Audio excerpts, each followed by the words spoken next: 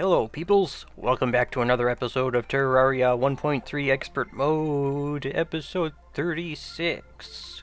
Last time we defeated Skeletron when we didn't really mean to, so I changed the sign on my to-do board from Skeletron to Skeletron Dungeon. I'll head out there and do that sometime. So, on this episode, I'm going to start by filling you in on all this stuff I got from last episode.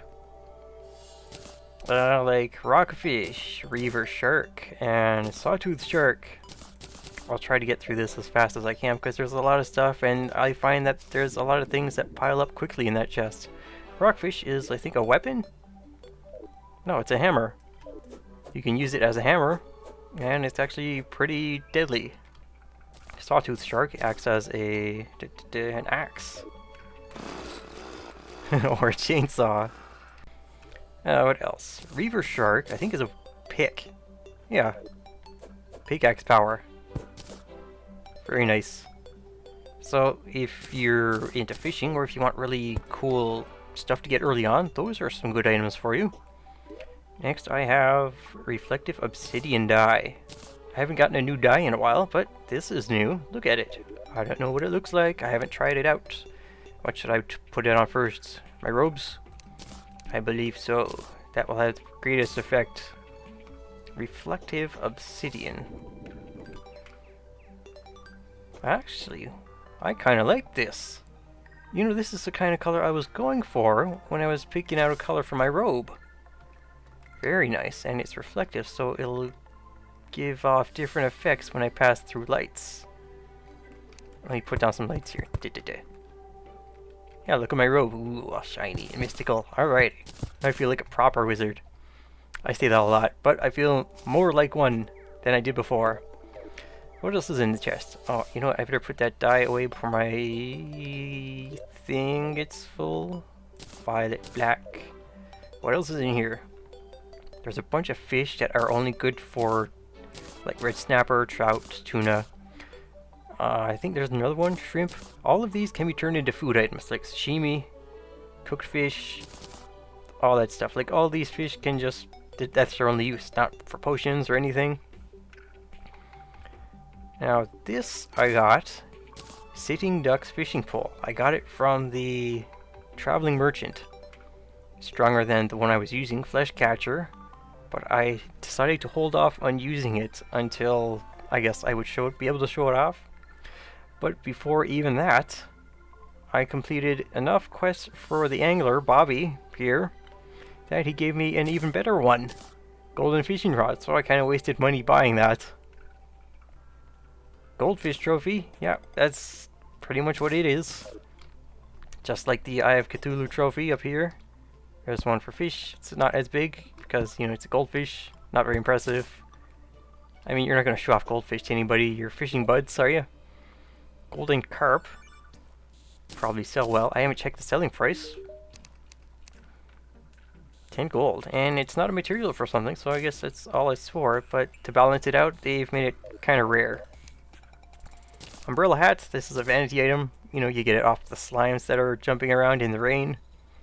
And with a dye on it, you just get different shades of the dye you choose.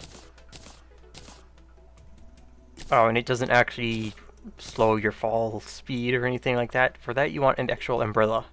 There's the pink horseshoe balloon. I went over that already. Hurtful spear. I found this in a chest.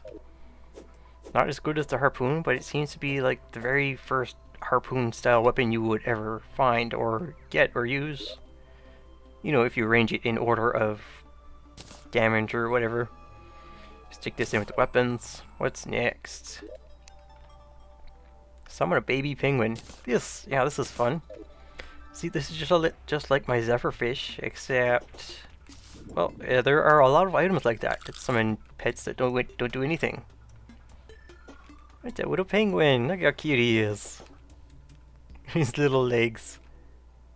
Frog leg. Oh, increased fall resistance. Oh, I didn't read that before. So this I fished up. It's an accessory, obviously. I'll put it on a place of B pack. So you hold down the jump key. You jump very high. This is way higher than the balloon lets you jump. And as long as you're holding the jump button, you'll jump automatically, and apparently it also reduces, I guess, this distance you can fall safely. Oh wow, you get increased double jump height too.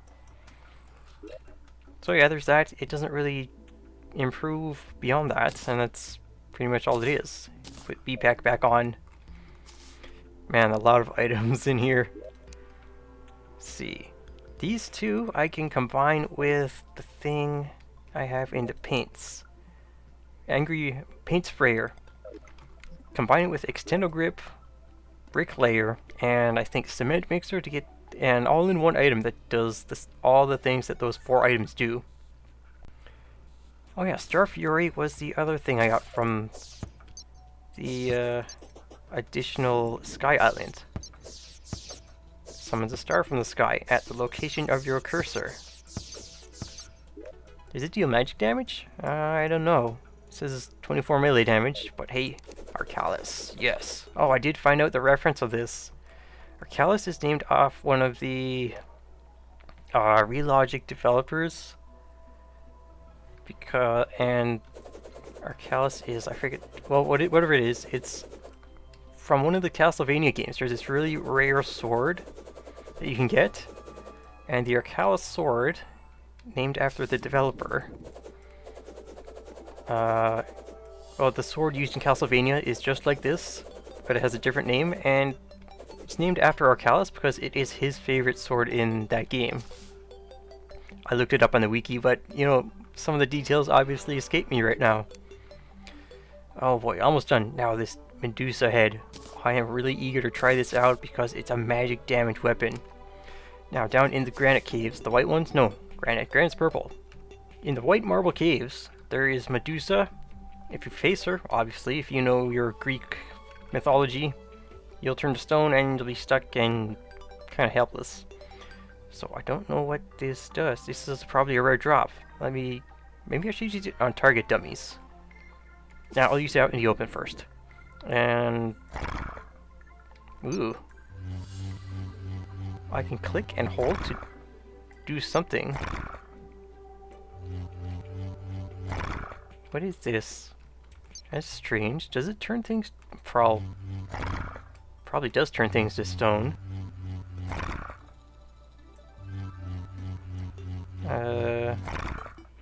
Okay, so I can only charge for a limited time until it automatically discharges, but I can release whenever I want.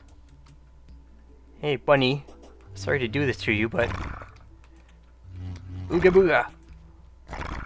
I'm not sure what this does, but it's a magic item and I really want to make use of it if it's, you know, because I'm going with a magic build. Okay, I'll play with and experiment with that later. I also got a yo-yo that I could fool around with. Zebra skin and leopard skin. Skins are just stuff you can stick on the walls for show. Nothing to do. You get them from the traveling merchant. Put that back in there. I'm gonna have to hold off on the yo-yo for next time because I actually managed to amass 5 different counterweights, and since they're different items, you can equip all 5. And that means when you throw out yo-yos, you'll send out 5 counterweights, which I mean will be pretty, which I assume will be pretty deadly. Okay, so where are we now? I was just playing with an item. What was it? Yo-yo, this harpy feather. That's the last thing. Wyatt. Harpy feather, I believe, is used to make a mount, wings. I forget. Tell me, harpy wings. That's it. With Soul of Flight. You get those in hard mode. Alright, so with the time I have left, I think I'll do a bit of fishing with my brand new fancy schmancy gold fishing rod, wherever it is that I can't find it. There it is. Dies. Maybe I'll try to put some stuff away to make room. And Bobby. So, fishing. Well, fishing quests anyways, what I'm doing. Not going to explain the whole fishing thing of Terraria. The angler, you speak to him, you select a quest, and then he'll give you a quest to go seek out a certain fish. There it is. You can hover over it to see what it is, what it looks like, its name. And down here you can see where to find it. I was trying to sleep by the hill lakeside when this fish swooped down at me. It was flying. It also had the face of a lady and had feathers. I think I screamed louder than she did. Hey you, go make her pay for scaring me like that. So you have until the next day, 4:30 a.m. to find whatever he wants. Okay, so here we are, fishing in a box. Why? Because the harpies like to swoop down and pester the heck out of me and disturb my fishing. The reason I'm in a box is, well, basically I just said that. Things like to come over and disturb my activities. So this lets me do what I'm doing while they try effortlessly to get at me. Now fishing is pretty simple. You just cast your line, wait until the bobber budges, like so, like so. Then you click again to pull back what's on the other line, what's on the end of the line. I might have to build this thing 1 block taller because they are almost getting in here. Iron crate. And I did do a bit of reading on the wiki. Oh shoot, I do have to make it block taller. I did a bit of reading on the wiki, and bigger bodies of water give you better chance to get rarer items, or less of a failed cast, meaning stuff like tin cans or old shoe. And as you can imagine, take that, harpies. Yeah, I bet you're real upset now. And as you can imagine, trying to get something in, where is it? This body of water sure takes a while, especially if I need a quest done to get something there. Oh, come on, you. You're a flying enemy, you can't swim. That's cheating. And the reason I removed that block is because, you know, the way the game calculates how big of a body of water you are fishing in. So the bobber is sitting on a layer of water. And what it does first is count every block to the side of that layer. So this is probably, I don't know, 20 to the right and maybe 40 to the left. Then it counts downward, so that will be maybe 100 in this area and a lot more in this area. So even if you had a single column of water that is 300 blocks deep, that will count as 300 block body of water, and you'd get quite a lot of rare stuff pretty easily. Of course, it would be pretty hard to bullseye your aim into it, but yeah, that's how it works. I just got a harpy fish, as you saw. Oh, one trick though, if you want to gather a whole bunch of quest fish, you can stick them in a money trough. Flying piggy bank. Well, it's just because how the game works. If you have a quest fish in your inventory, you will never be able to fish one up. But if I stick it in the piggy bank, the game will think, hey, this guy does not already have a harpy fish, so let's give him one that he doesn't already have. The reason I do this is because if that harpy fish quest shows up again, I can just take it out of the money trough and quickly turn it in. Without any work at all, or being pestered by these pesky para things. Jerks, go away, you're like gnats. Well, that's pretty much it for fishing, and all the stuff I had. I think I had 1 or 2 things left to show, maybe, maybe not. Okay, let me turn this in, and we'll end the episode. Bobby, where are you? There you are. I have a harpy fish for you. Ah, you did it! You're still in one piece though. How boring. Eh, jerk. So I got 3 apprentice bait, 3 gold, and a ship's wheel. Can be placed. Oh, another cosmetic or non-useful item. Can I place? Oh, I can't place it here. You know, it must probably be a wall item. Doesn't show very well there. So, down here would probably work best. Ta-da! Very nice. This would look pretty good in a seafood style restaurant. You can see it better with a bit of light next to it. How's that? So, there you go. Well, this has been episode 36. If you like this video, leave a like, lets me know what people want to see. And if you want to follow along with the series or anything else on my channel, feel free to subscribe as well. Now, next time, I suppose I'll go exploring the Skeletron dungeon and work on outposts, maybe eventually, finally, start work on this thing. Okay. Till next time, be well, stay well, and farewell.